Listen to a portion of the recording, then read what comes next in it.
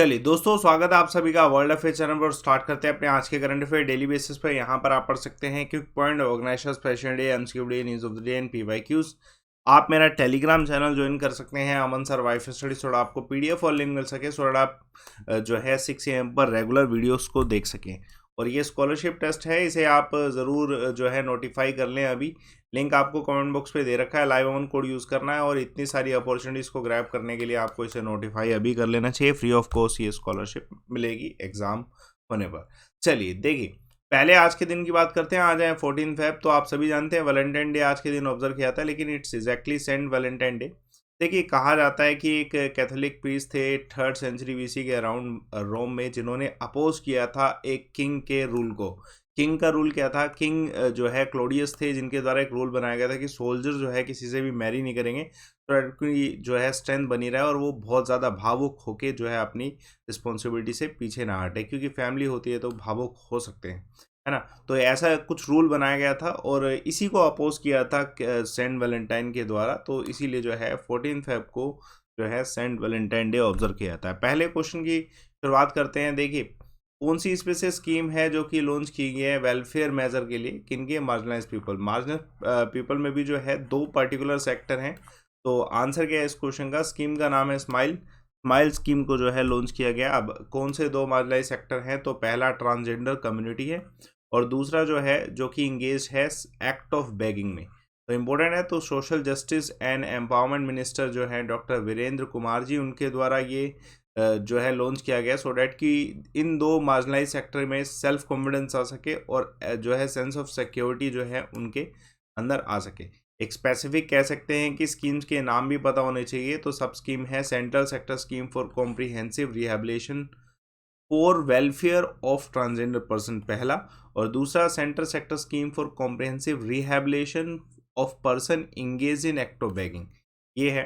और इसके लिए एक पर्टिकुलर टीम्स बनाई गई हैं जो कि 3 से 5 दिन तक स्टेट में जो है वर्क करेंगी और जो है ये सब प्रोवाइड कराएंगे सर्विसेज। ये एक अम्ब्रेला स्कीम है और मिनिस्ट्री ने इसके लिए अराउंड 365 करोड़ रुपीज़ जो है स्कीम के लिए दिए हैं, जो कि 21 से लेके 26 तक रहेंगे, यानी कि ईयर्स की अगर बात करी जाए। और इनको जो है स्ट्रेंथन किया जाएगा कि ये जो टारगेटेड ग्रुप है इसको नेसेसरी जो लीगल प्रोटेक्शन है और सिक्योर लाइफ प्रोवाइड की जा सके। चलिए दूसरा क्वेश्चन देखते हैं। IRCTC के द्वारा रिज्यूम किया गया है cook food services for trains. तो कब से? तो ये आज से ही जो है सर्विसेज रिज्यूम किए गए 14 Feb से। तो देखिए, मैं पहले आपको एक स्कीम के बारे में बताता हूँ। Ready to eat meal scheme जो है लॉन्च की गई थी, जिसके तहत जो है ये सर्विसेज दी जाती थी। लेकिन जो है कोविड के समय में एग्जैक्टली 23 मार्च 2020 में जो है इस सर्विसेज, इस केटरिंग सर्विसेज को सस्पेंड किया गया due to safety measures and coronavirus pandemic. तो ये किया गया था और अभी जो है लेटेस्ट में जो दिसंबर में राजधानी शताब्दी और दुरंतो को जो है इसका जो प्रीमियम ट्रेन सर्विसेज है इसमें ये रिज्यूम किया गया था। और अब अनाउंस किया गया है IRCTC के द्वारा कि ये 14 Feb से, यानी कि आज से जो है हर एक ट्रेन जहाँ पे भी ये केटरिंग सर्विसेज दी जाती हैं इन ट्रैवल, वो सब जो है रिज्यूम की जाए। चलिए एक और क्वेश्चन देखिएगा, महत्वपूर्ण सवाल है। हाल फिलहाल में कौन सा कंट्री है जिसने मेडिकल सप्लाई दी है पैसिफिक आइलैंड नेशन किरबाती को? तो ये किसके द्वारा दिया गया है? सर्विसेज इंडिया ही देता है। देखिए, इंडिया ह्यूमैनिटेरियन बेसिस पे अफगानिस्तान की हेल्प कर रहा है और ऐसे ही इंडिया अफगानिस्तान के साथ साथ किरबाती की भी हेल्प कर रहा है। तो डेफिनेटली किरबाती को जो है हेल्प करने के लिए कोविड-19 के समय में जो है एक पूरा कंसाइनमेंट मेडिकल सप्लाई का गया है, जिसमें PPE जो पर्सनल प्रोटेक्टिव इक्विपमेंट्स हैं और उसके अलावा मेडिकेशन के लिए सब कुछ जो अवेलेबल होना चाहिए वो सब गया है इस देश। पैसिफिक आइलैंड कंट्री है किरबाती। यहाँ पर मिनिस्ट्री ऑफ एक्सटर्नल अफेयर का जो स्टेटमेंट है वो स्पेसिफिक है कि ह्यूमैनिटेरियन असिस्टेंस और डिजास्टर रिलीफ के अंतर्गत जो है ये हेल्प की गई है।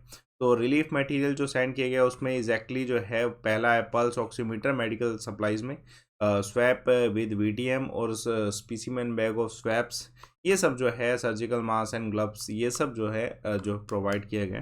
तो इम्पोर्टेंट क्वेश्चन है, पूछा आ सकता है। चलिए देखिए एक और क्वेश्चन। हाल फिलहाल में इंडियन एयरफोर्स की कितने मेंबर्स की टीम है जो कि चंगी इंटरनेशनल एयरपोर्ट पहुंची है to participate in Singapore air show 2022? तो इन टोटल 44 मेंबर्स हैं इसमें। जो कि जो है इसमें पार्टिसिपेट करें। 44 मेंबर्स इंडियन एयरफोर्स के जो है चेंगी इंटरनेशनल एयरपोर्ट जो है सिंगापुर में, वहाँ पे पार्टिसिपेट करेंगे सिंगापुर एयर शो 2022 में। तो ये शो जो है 15 से लेकर 18 फरवरी के बीच में होने वाला है, और ये एक बाइनल इवेंट है, और ये एक तरीके से इवन डेफिनेटली भारत को एक प्लेटफॉर्म प्रोवाइड कराएगा कि ग्लोबल एविएशन में हम शोकेस कर सके अपने प्रोडक्ट। हमारे प्रोडक्ट जो है वो है बेसिकली तेजस, जो मैं कह सकता हूँ कि हाँ तेजस को ही रिप्रेजेंट करता है, इंडिया ही जो है दिखाता है। इंडियन एयरफोर्स जो है पार्टिसिपेट इससे पहले और भी ऐसे शोज़ में कर चुके हैं, जैसे air shows like Lima 2019 Malaysia में हुआ था, दुबई एयर शो फेमस हुआ 2021 में। यहाँ पे इंडिया ने अपने इंडिजिनियस एयरक्राफ्ट जो है रिप्रेजेंट करे हैं। ये अपॉर्चुनिटी है इंडिया को तेजस जैसे और जो सर्विसेज दिखाने के लिए। चलिए महत्वपूर्ण सवाल आप सभी के सामने, कौन सी कंट्री ने स्क्रैप किया है ड्रोन पायलट लाइसेंस की रिक्वायरमेंट को? किया मतलब ये रिक्वायरमेंट नहीं हो, लेकिन पर्टिकुलर वेट होगा ड्रोन का जिसके लिए रिक्वायर्ड नहीं होगा, तो ये इंडिया ने ऐसा अनाउंस किया है। तो मैं आपको पहले पर्टिकुलर वेटेज ही दिखाता हूँ। ऑफिशियली जो कहा गया है कि रिमोट पायलट सर्टिफिकेट जो है वो रिक्वायर्ड होगा किसके लिए? 2 kg for non commercial purpose. तो ये ध्यान रखिएगा।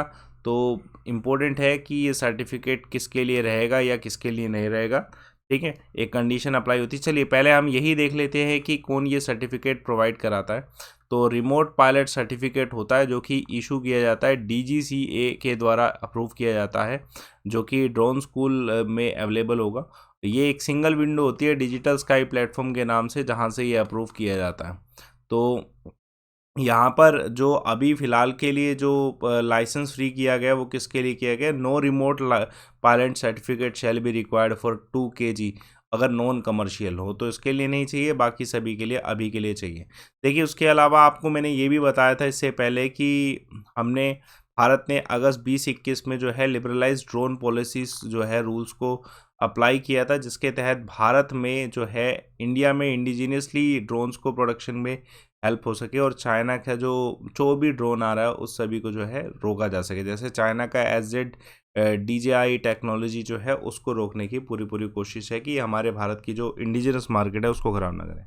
चलिए महत्वपूर्ण सवाल आप सभी के सामने, देखिए कौन से यूनियन मिनिस्टर, अच्छा इधर क्वेश्चन में अलग है पैटर्न। यूनियन मिनिस्टर जो नितिन गडकरी जी, इन्होंने 14.5 kilometre long rail cum road bridge जो है गंगा रिवर पर इनोग्रेट किया है।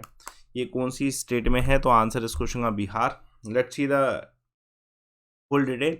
तो जहाँ पे ये कंस्ट्रक्ट किया गया है ये एग्जैक्टली गंगा रिवर के किनारे जो है मुंगेर है, बिहार में।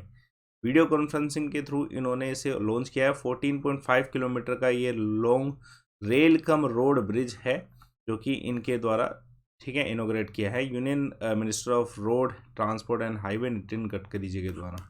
ध्यान रखिएगा ये जो पूरा कंस्ट्रक्शन किया गया है, ब्रिज कंस्ट्रक्शन, ये नेशनल हाईवे 33333B में किया गया at the cost of 696 crore rupees, और ये हेल्पफुल रहेगा डिस्टेंस को कम करने में। देखिए पहला डिस्ट्रिक्ट जो है कंस्ट्रक्शन का, जो ये ब्रिज का जो कंस्ट्रक्शन हुआ ना, ये मुंगेर और खगारिया जो है इसके डिस्टेंस को 100 किलोमीटर कम कर देगा, और दूसरा मुंगेर और बेगूसराय के डिस्टेंस को 20 किलोमीटर कम कर देगा।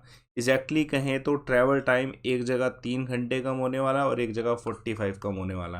तो दिस इज एन अपॉर्चुनिटी, और एक तरीके से जो है एनवायरनमेंट फ्रेंडली जो है, फ्यूल कम, ट्रैफिक जो है, ये सब चीज़ें कम होंगी डेफिनेटली। चलिए देखिए महत्वपूर्ण सवाल एक और, कौन सी 2 कंट्री जिन्होंने फाइनलाइज किया है interim trade agreement in 30 days? तो दे विल फाइनलाइज, तो इंडिया और ऑस्ट्रेलिया फाइनलाइज कर लेंगे 30 दिन में। तो वैसे भी इंडिया और ऑस्ट्रेलिया का डिस्कशन चलता ही रहता है, तो इंडिया और ऑस्ट्रेलिया ने अनाउंस किया है कि ये एक इंटरिम ट्रेड एग्रीमेंट फाइनलाइज कर लेंगे आने वाले 30 दिनों में। तो डेफिनेटली जो है इंडिया की तरफ से पीयूष गोयल जी गए हैं, और दूसरा ऑस्ट्रेलिया की तरफ से जो है टूरिज्म एंड इन्वेस्टमेंट जो है मिनिस्टर हैं डेन तेहान, ये हैं जिन्होंने रिप्रेजेंट किया है। ये 3 डेज का टॉक्स जो है चल रहा है। तो उसके अलावा ध्यान रखिएगा कि इंडिया और ऑस्ट्रेलिया जो है इनके बीच में कॉम्प्रिहेंसिव इकोनॉमिक कोऑपरेशन एग्रीमेंट भी जो है 12 मंथ में कंक्लूड हो जाएगा। तो ये भी है, और टैक्स रिलेटेड इश्यूज जो है उस पर भी डिस्कशन किया गया है। चलिए देखिए एक और क्वेश्चन आप सभी के सामने। देखिए आप सभी जानते हैं अभी भारत में अरुणाचल प्रदेश में एक अवलांच आया था जिसमें 7 भारत के वीर जवान जो है शहीद हुए हैं, तो वही क्वेश्चन है। तो स्टेट का नाम पूछा गया है कि कहाँ पे रेथलिंग सेरेमनी हुई है। तो आंसर है अरुणाचल प्रदेश, और एवलांच भी वहीं पे आया था, तो इम्पोर्टेंट है। तो ये जो सेरेमनी है ये तेजपुर एयरफोर्स स्टेशन में हुई है। इसमें 7 जो वीर जवान हैं भारत के, उन सभी के सेक्रीफाइस को, ठीक है, मेमोराइज किया गया है, और उनको, ठीक है, ये एग्जैक्टली जो एवलांच आया था वो कहाँ पे आया था, ये कमेंग सेक्टर में आया था, north eastern state of Arunachal Pradesh, 6 फरवरी को। लेकिन उसके बाद जो प्रोसीडिंग है, और मैं आपको एग्जैक्टली कह सकता हूँ कि I belong to the state जहाँ से ये वीर जवान थे, तो ये आज ही, आई थिंक कल ही जो है इनका जो है शव जो है पहुँचे हैं लोकेशंस पे, जो कि लोकेशन है अखनूर और गोर लोकेशन जो है ये है। तो कुछ लोकेशन बता रखी हैं, तो अखनूर है, कठुआ है, धरकलान है, गोर है, भतिंदी है, पाटला है। They belong to Himachal Pradesh, Jammu Kashmir, Punjab and all. तो इम्पोर्टेंट है, क्वेश्चन आने के चांसेस हैं। चलिए देखिए, महत्वपूर्ण सवाल आप सभी के सामने। इंडस्ट्रियलिस्ट राहुल बजाज जो है, इन जो चेयरमैन थे बजाज ग्रुप के, उनकी मृत्यु कौन सी एज में हुई है? तो आंसर है इस क्वेश्चन का 83। बड़ा फेमस नाम था, वेटरन इंडस्ट्रियलिस्ट राहुल बजाज, जो कि जिनका निधन पुणे में हुआ है, ठीक है, 83 की एज में। तो डेफिनेटली इनके नाम, इनके समय में जो है टैगलाइन रही बजाज की, you just can't beat the Bajaj, हमारा बजाज। तो ये आइकॉनिक टू व्हीलर जो है इनके समय में बहुत ज़्यादा ग्रो किया। तो ये बजाज ऑटो के जो चेयरमैन भी थे अप्रैल लास्ट ईयर तक, तो इन्होंने रिज़ाइन किया था हेल्थ इश्यूज़ के बाद। तो इम्पोर्टेंट है, क्वेश्चन आने के चांसेस हैं। चलिए देखिए, महत्वपूर्ण सवाल आप सभी के सामने। कौन सी स्टेट पुलिस जो है कैनबिस को डिस्ट्रॉय कर रही है? वर्थ इन्होंने 50 करोड़ डिस्ट्रॉय भी कर दिया अंडर ऑपरेशन परिवर्तन।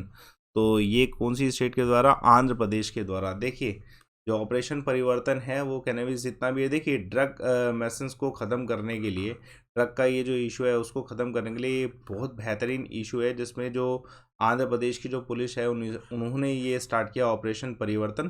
तो जितना भी कल्टीवेशन कैनबिस का होता है उन सभी को एलिमिनेट करने के लिए ये किया गया है, जिसमें अभी तक इन्होंने 2 लाख केजी जो है कैनबिस जो कि थी उसे सीज किया, और उसके बाद उसे जो है डिस्ट्रॉय भी कर दिया, तो डैट कि ड्रग्स का जो इशू है इसे जो है ख़त्म किया जा सके। ये ऑपरेशन किसके द्वारा किया जा रहा है? आंध्र प्रदेश के द्वारा किया जा रहा है, with the special enforcement bureau in Visakhapatnam. Question इस पे भी आने के चांसेस हैं। चलिए देखिए एक और क्वेश्चन। कौन सी स्टेट गवर्नमेंट है जिसने डिसाइड किया है कि ये 1500 लोगों को जो है रिलीजियस फेस्टिवल में पार्टिसिपेट करने के लिए अलाउ कर रहे हैं? तो केरला इसका आंसर है।